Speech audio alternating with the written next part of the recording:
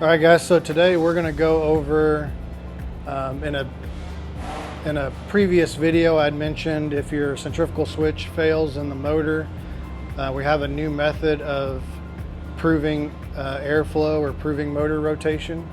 We can do that off of current sense now.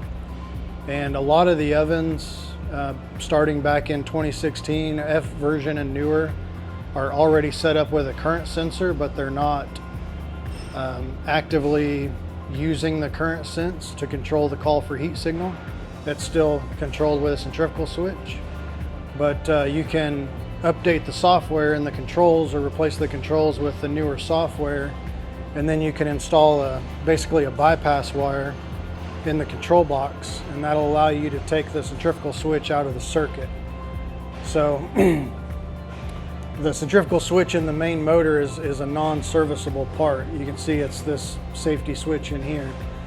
So when the switch in this motor fails, you'll get a condition of the oven will not light anymore.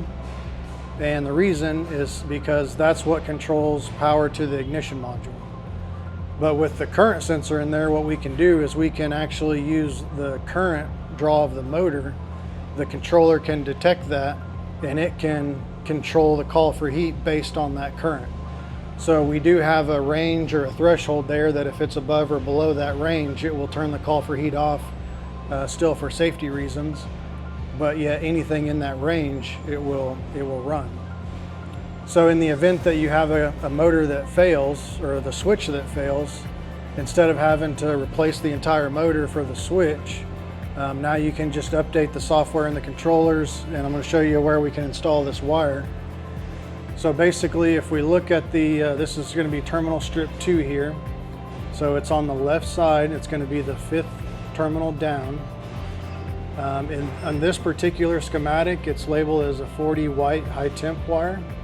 In the control box I'm going to show you, it's actually a different, it's a red wire, and depending on what version oven you're working on, that may vary a little bit, so you'll need to make sure you refer to the schematic here. But basically, if you follow the wire, you can see what we're doing. This 40 white high temp runs over to the Molex, which plugs into here, which this is the main fan, goes through the switch, comes back, and it comes back through this up to terminal strip 1, and then that goes over to your ignition module, and that's what tells the ignition module, okay, the fan's running, now it has power, it's ready to heat. So we're going to go over with our wire to the control box, and I'm going to show you where to install this.